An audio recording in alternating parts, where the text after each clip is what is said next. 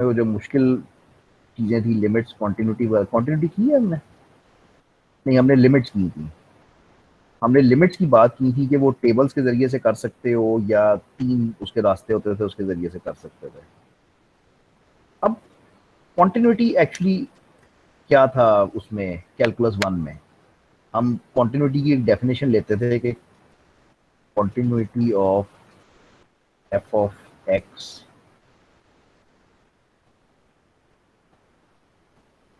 Eight x equal to 1, something like that ना। हम continuity की डेफिनेशन करते थे कि एक फंक्शन कब कॉन्टिन्यूस होता है। इसमें 3 पॉइंट होते थे, आपको याद होएगा। नंबर 1 ये था कि लिमिट शुड एग्जिस्ट, यानी limit as x approaches 1 should exist. Number 2 ये था कि फंक्शन की वैल्यू उस पॉइंट पे यानी एफ ऑफ 1 शुड एग्जिस्ट। और तीसरा पॉइंट ये होता था कि अगर ये दोनों हैं तो ये दोनों बराबर होनी चाहिए। कॉन्टिन्यूटी की ये कैलकुलस 1 में हमने डेफिनेशन पढ़ी थी।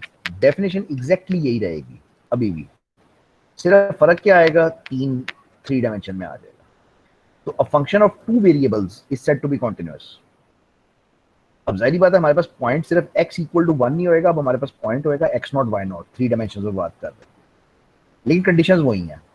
फंक्शन डिफाइंड होना चाहिए, लिमिट एज एक्स अप्रोचेस जो भी पॉइंट है शुड एग्जिस्ट,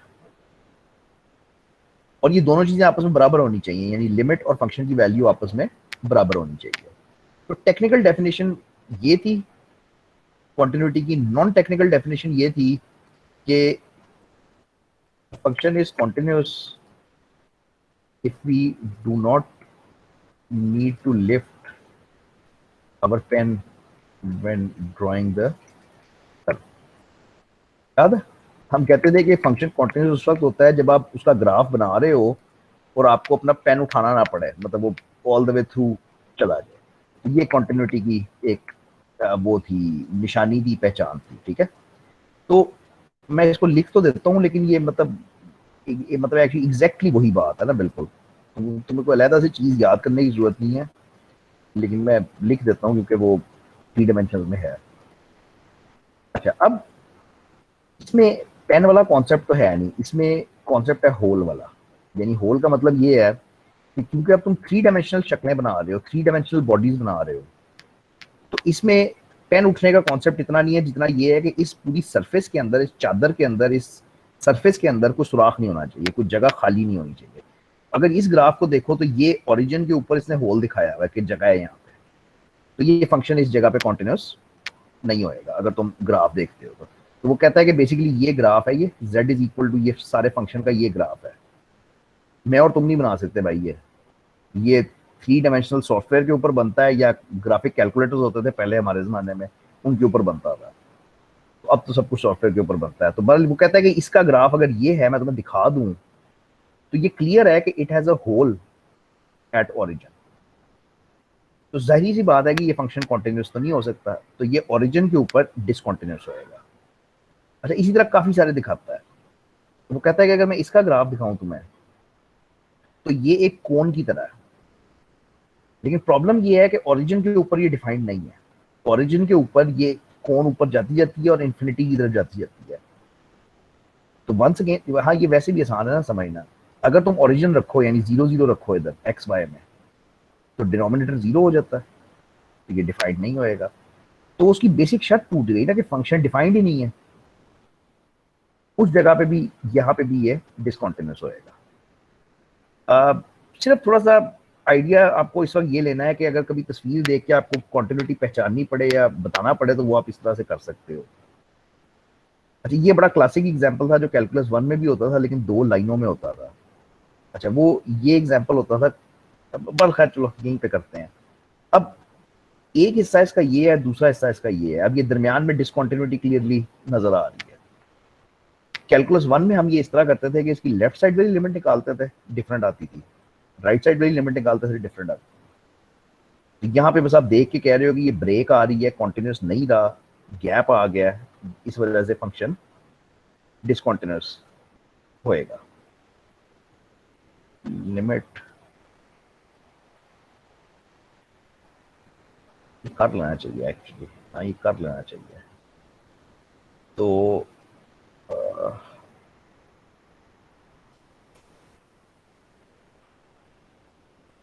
यार मतलब अगर एक क्वेश्चन की फॉर्म में इसको करो ना, जिस तरह आप कैलकुलस 1 में करते थे, तो हमेशा ये 3 पॉइंट सॉल्व करने होते हैं कि क्वेश्चन की फॉर्म में कि आपने ये देखना होता है कि भाई फंक्शन एग्जिस्ट, फंक्शन की वैल्यू निकल आई, लिमिट निकल आई और दोनों बराबर है। अगर कहा जाए कि check continuity of function at 0 0, तो तुमने बेसिकली इसकी लिमिट फाइंड करनी है ना। फंक्शन की वैल्यू तो है, ये फंक्शन की वैल्यू लिखी हुई है कि 1 है, यानी जब एक्स वाई 0 0 है तो फंक्शन की वैल्यू 1 है, यानी पहला पॉइंट तो डिफाइंड है। दूसरे पॉइंट में तुमने इसकी लिमिट फाइंड करनी है इसकी, इस फंक्शन की, ठीक है। तो इसकी limit as x y approaches 0 वैसे देखने में मुश्किल लग रही है, लेकिन ये साइन एक्स ओवर एक्स है, ये actually sine x over x है एज एक्स अप्रोचेस 0। तो मतलब इसकी लिमिट सिंपली 1 होएगी। तो अगर लिमिट भी 1 निकलती है, फंक्शन की वैल्यू भी 1 निकलती है, तो और दोनों बराबर हैं, तो फिर आप कहते हो कि ये फंक्शन कॉन्टिन्यूस है। तो मतलब वो सब कुछ 1 निकले, और इसमें वर्किंग कोई नहीं है बाय द वे, ये बस पहचानना है कि यार ये साइन एक्स ओवर एक्स ही है, तो ये इक्वल टू 1 आएगा।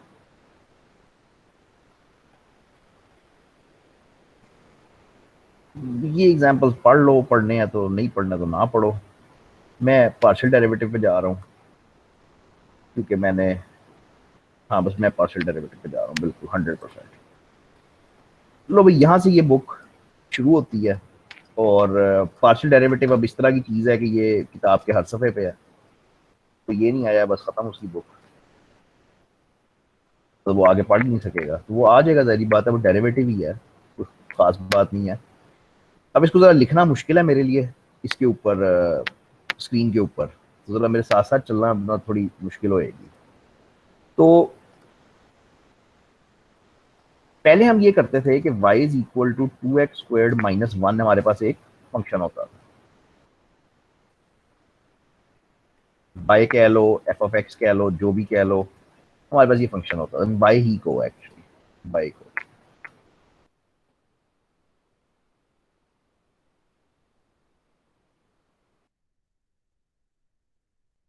कि वो तुम्हें आता है कि मतलब पावर को मल्टीप्लाई करते हो और पावर को एक रिड्यूस कर देते हो, 4x हमारा डेरिवेटिव आ गया। दिस वाज सिंपल डिफरेंशिएशन जो हम करते थे, ठीक है, इसमें किसी को कोई दिक्कत नहीं है। अब ये पार्शियल डेरिवेटिव की बला कहाँ से आ गई है? ये पैदा ही वहां पे होती है जहां पे वेरिएबल्स एक से ज्यादा होंगे, यानी जहां पे एक्सप्रेशंस ऐसे होंगे कि 2x² y plus 3xy cube minus 2x plus 3y plus 1। जरा आराम से देखो कि ये दो वेरिएबल्स का वो है। बेहतर तरीका ये होएगा कि जो जो मैं लिखता जा रहा हूँ वो तुम साथ अपने कागज पे लिख लो। मतलब अगले 2-3 दिन ऐसे ही चलेगा कि मतलब वो बेहतर यही है कि तुम कागज पे इसको साथ साथ करो, तो ये समझ आएगा। अब डेफिनेटली z जो है वो फंक्शन है आगे से x का भी और y का भी, दो वेरिएबल्स का फंक्शन है। यहां पे कभी भी dz by dx नहीं निकल सकता। dz by dx सिर्फ उस वक्त निकल सकता है when z is explicitly a function of x। ये लेफ्ट साइड पे देखो, लेफ्ट साइड पे y is explicitly a function of x, सिर्फ x का फंक्शन है, किसी और का नहीं है।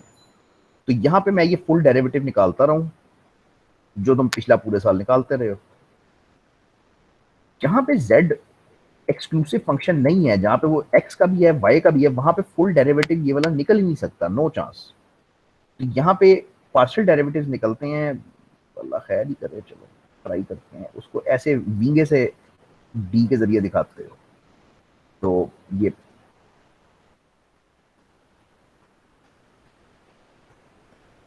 तो है तो D Z by D X ही, लेकिन वो डी जरा इस तरह का होता है, मैं बुक में दिखाता हूँ तुम्हें। और दूसरी बात ये है कि यहाँ पे दो पार्शियल डेरिवेटिव्स निकलते हैं, एक नहीं निकलता। यहाँ पे partial z by partial x निकलेगा और partial z by partial y निकलेगा। आखिरी दफा बोलूंगा, क्योंकि z दो चीजों का फंक्शन है, x का भी और y का भी, तो यहां पे फुल डेरिवेटिव तो निकल नहीं सकता। तो यहां पे ये चीज निकलती है, इसको पार्शियल पढ़ते हैं, इसको पढ़ते हैं partial z by partial x और partial z by partial y। और दूसरी बात ये है कि यहाँ पे एक डेरिवेटिव नहीं निकलेगा, यहाँ पे दो निकलेंगे, z का x के हिसाब से, z का y के हिसाब से। अच्छा, अब ये तो पहली बात होगी कि डेफिनेशन क्या है। अब ये है कि इसको निकालना कैसे है। जी यहाँ से वेरिएबल भी अलग अलग काटे हैं। एग्जाम्पल दो, क्या मतलब। 2x का लेना तो खाली 2x² प्लस ये 3 ये ये ये बात मैं आप कर रहा हूँ, ये बात मैं आप कर रहा हूँ। पहले पहले बात सिर्फ ये थी कि पार्शियल होता क्या है, उसका वजूद क्या है, वो पैदा कहाँ से हुआ है। अच्छा, अब ये है कि करना कैसे है। करना ऐसे है कि जब तुम x के हिसाब से कर रहे हो, ये तुम x के हिसाब से कर रहे हो ना, तो जब तुम x के हिसाब से कर रहे हो तो बाकी सब कुछ तुम्हारे लिए कांस्टेंट है। यानी इस y इस वक्त तुम्हारे लिए कांस्टेंट है। अब जरा इसको डिफरेंशिएट करो, क्या आएगा सिर्फ इसको।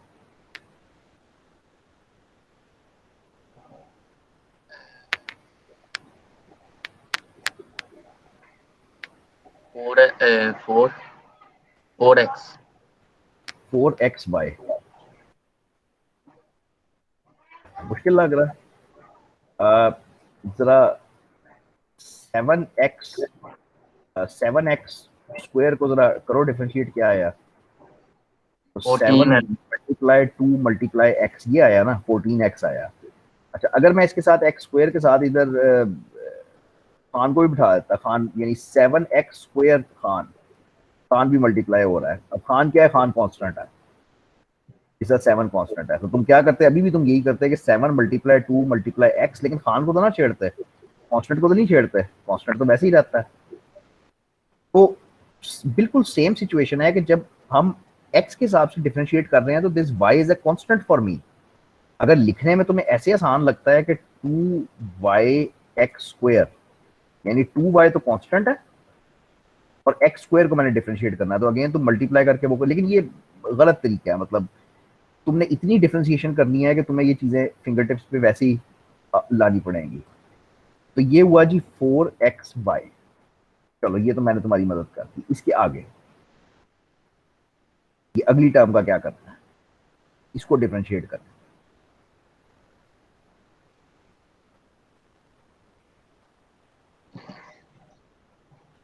3y³ plus 3y³। ठीक है, ये बंदा भी पहली दफा ही कर रहा है जिंदगी में, तो अगर इसको समझ आ गई है तो बस ये आनी चाहिए, थोड़ी जान मारो। तो अब इस टर्म के अंदर हमने ये हिसाब लगाया है कि भाई वाई तो हमारे लिए कांस्टेंट है, इसको तो हमें छेड़ना ही नहीं है। तो बेसिकली तो आपने एक्स को डिफरेंशिएट करना है ना, तो वो तुम करते हो तो तुम्हें पता है पावर मल्टीप्लाई होती है, एक्स गायब हो जाता है, खाली 3 आ जाता है। तो 3y³ -2x आसान है, मैं कर देता हूँ, उसको करोगे तो 2 ही आ जाएगा बस, और क्या होना है। ठीक है, अच्छा जी, आगे +3y। अब इसको डिफरेंशिएट करो,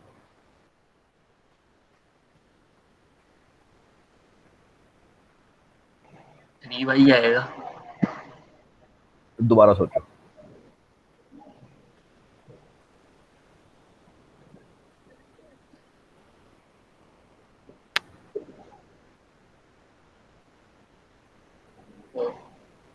3y गलत है।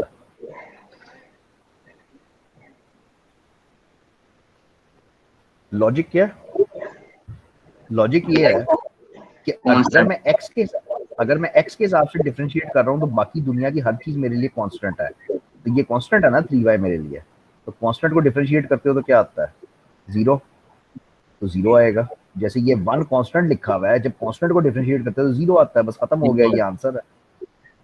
अब चुप करके जरा 2 मिनट कागज पे ये वाला खुद निकालो। काफी मुश्किल काम है तुम्हारे लिए क्योंकि फर्स्ट टाइम कर रहे हो, तो जरा ट्राई मारो एक बार।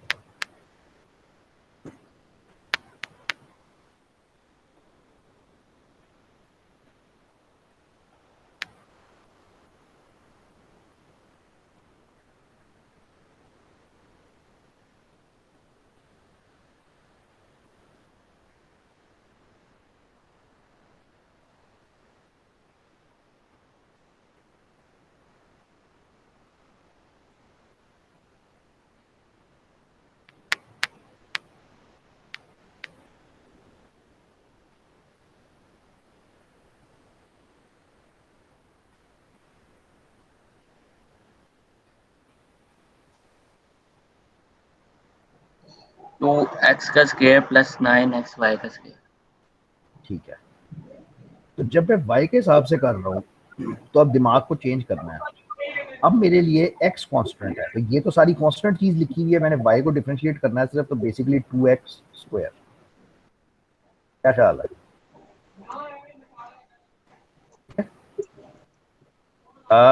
फिर अब y के हिसाब से करना है, तो y के हिसाब से ये पावर मल्टीप्लाई होएगी, तो ये आ जाएगा 9xy स्क्वायर।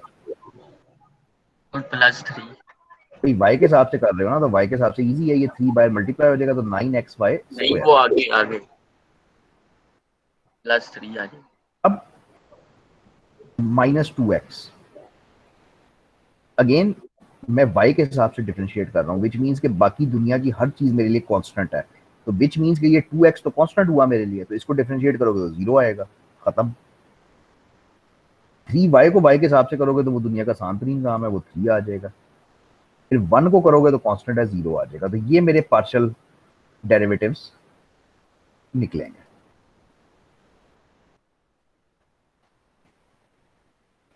कागज पेंसिल पकड़े, इसके पार्शियल डेरिवेटिव्स निकालें। ये मैं करूंगा नहीं क्योंकि बुक में हुआ हुआ है, तो मैं नहीं करूंगा, मैं बस आपको आंसर दिखा दूंगा 2 मिनट बाद। तो बस 2-3 मिनट लो, खुद लिखो और फिर आंसर अपने चेक कर लेना।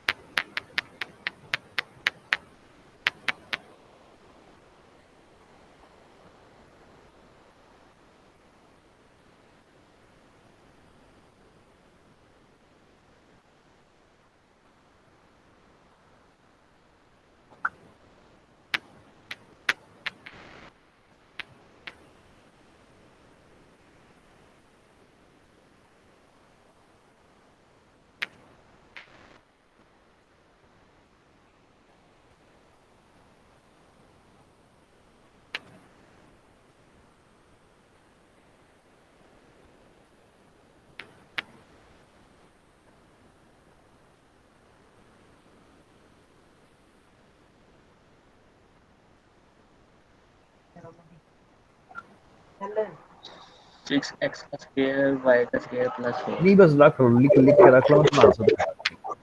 2 मिनट और ठहरो, करने दो बाकी को। आंसर लिख के रख लेना, बस मैं नीचे तुम्हें दिखा देता हूँ।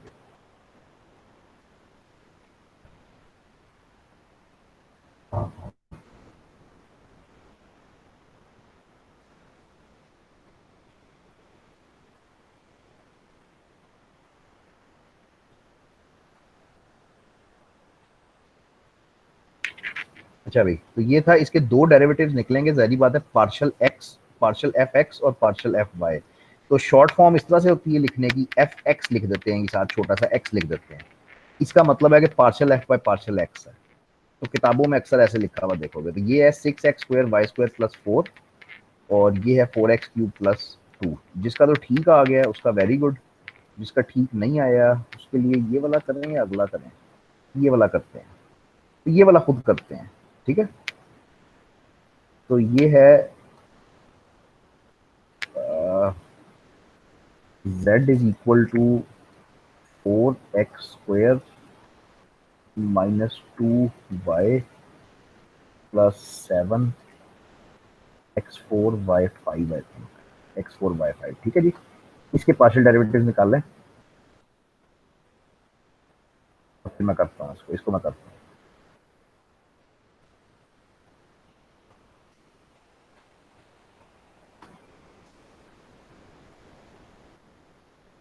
तो ये एंड पे 5 भी पावर में है, यानी x4/5 भी पावर में।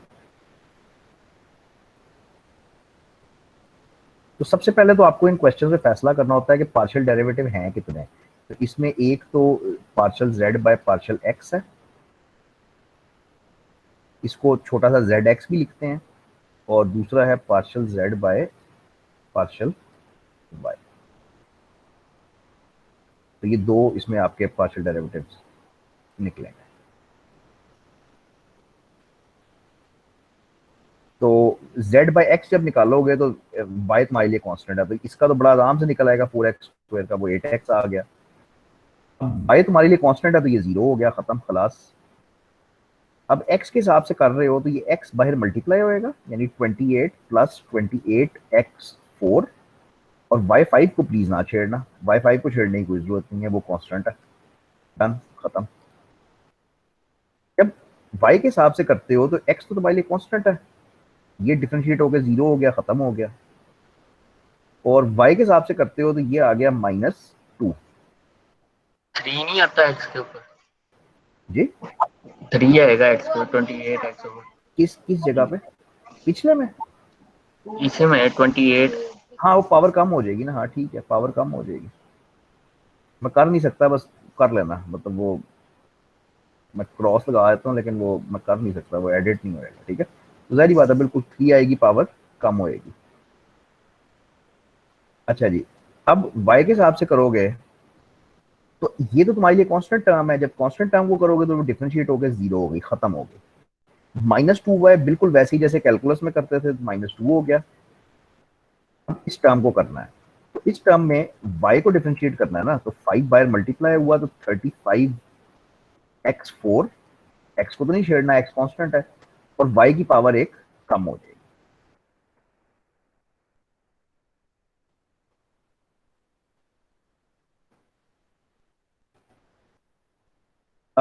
ये बड़े सिंपल सिंपल से क्वेश्चंस हैं। ये कौन सा लेक्चर है, 6 है।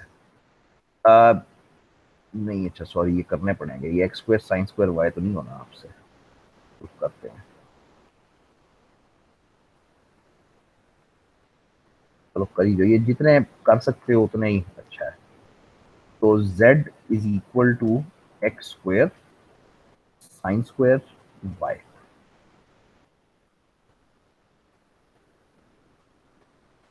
ठीक है जी, X square sine square Y मेरा फंक्शन है, यही था ना, X square sine square Y, ठीक है। और इसको आपने अब उसमें वो मतलब पार्शल इसके निकालने हैं, तो मैं कह रहा हूँ कि आपने जेड एक्स निकालना है और आपने जेड वाई निकालना है। निकला है तो बता देना।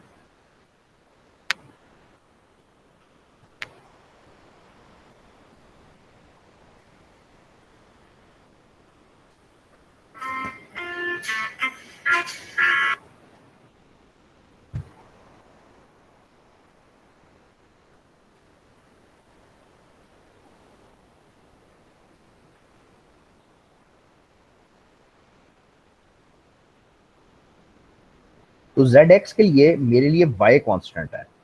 अब वाई वाली सारी चीजें मेरे लिए कांस्टेंट है, विच मीन ये साइन स्क्वायर वाई को तो मैं नहीं छेड़ सकता, ये तो कांस्टेंट है।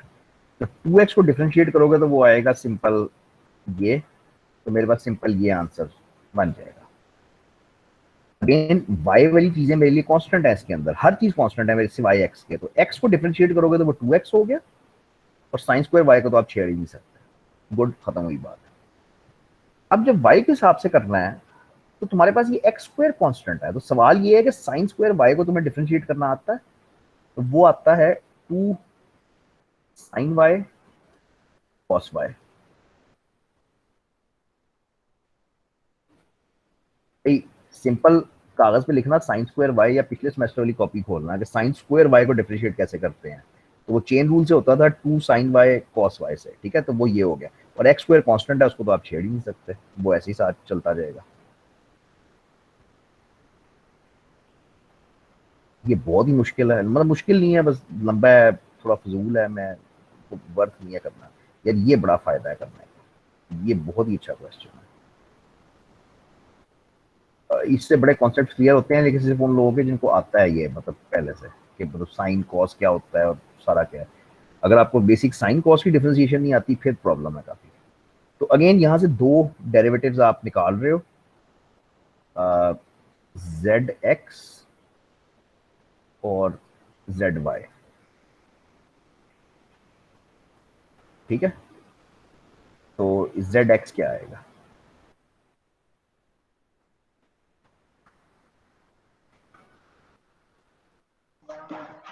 4x3। नहीं, सोचो दोबारा।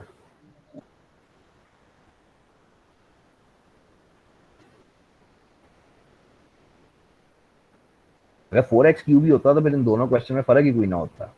इन दोनों में फर्क है, इन दोनों क्वेश्चन में। फर्क ये है कि इसमें x के दो फंक्शन है, ये भी x का फंक्शन है, ये भी x का फंक्शन है। तो जब दोनों x के फंक्शन होते हैं तो प्रोडक्ट रूल लगता है, यहाँ पे प्रोडक्ट रूल लगेगा।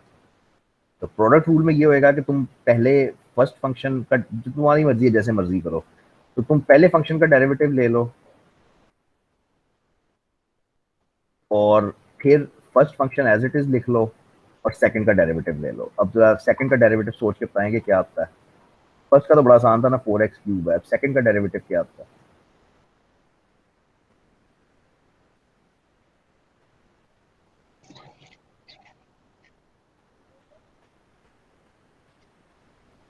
cos x cos cos x xy³ अंदर वाली चीज को कभी नहीं बदल सकते,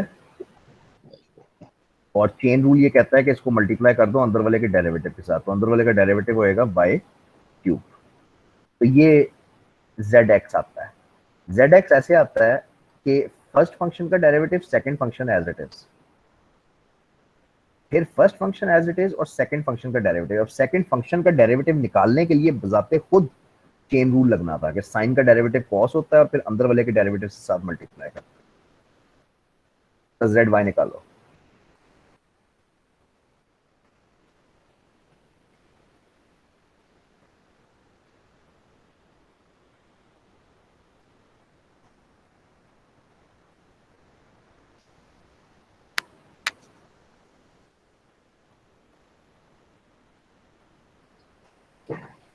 इसमें एक ही फंक्शन है, इसमें एक ही फंक्शन है, तो आंसर निकालो। साइन की पावर x की पावर 4 x⁴ साइन x नहीं, इसका तो डेरिवेटिव होएगा ना, इसका तो डेरिवेटिव निकालना पड़ेगा ना। तो साइन का डेरिवेटिव कॉस मल्टीप्लाई बाय अंदर वाले का डेरिवेटिव, अंदर वाले का डेरिवेटिव क्या है? 3y का 3xy का स्क्वायर, x कांस्टेंट है वो साथ रहेगा। ये मतलब काफी ज्यादा मुश्किल क्वेश्चन था, काफी ज्यादा। तो इसमें मुश्किल ये थी कि बेसिकली इसके ऊपर लगना था चेन रूल, ये और वाई वाले पे नहीं लगना था। वाई वाले पे आपने पहचानना था कि यार वाई वाला तो ठीक है, नॉर्मल है, तो इसके ऊपर कोई चेन रूल लगाने की जरूरत नहीं थी। बस यार ये चलते जाते हैं, ये मतलब ये तो प्रैक्टिस है, जितनी मर्जी करी जो। तो ये पकड़ो और देखो कि इसका क्या करोगे, लेकिन इधर जल्दी करना, ये बहुत आसान है। तो इसमें कितने पार्शियल डेरिवेटिव्स आएंगे? अब w फंक्शन है, x का, y का, z का, तीन वेरिएबल आ गए हैं, तो इसमें तीन पार्शियल डेरिवेटिव्स निकलेंगे। wx निकलेगा, wy निकलेगा और wz निकलेगा। तीन पार्शियल डेरिवेटिव्स निकलेंगे। तो wx के लिए आंसर 2x, ये तो 0 हो गया, ये भी 0 हो गया। अब इसको करना है सिर्फ, तो -yz, डन, खत्म। y के हिसाब से करोगे तो ये 0 हो गया, ये आ गया 6y, फिर z वाला भी 0 हो गया, फिर y के हिसाब से इसको करोगे तो -xz। z के हिसाब से ये गया, ये गया, ये आएगा 8 z गालबन -x।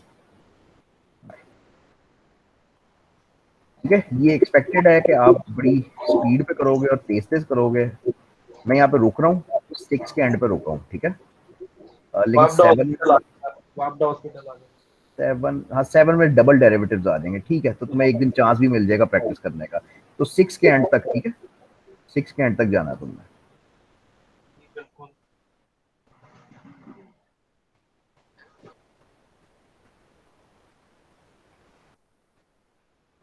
है भाई। अब अगली दफा जो है वो ईद की छुट्टियां आ जाती हैं,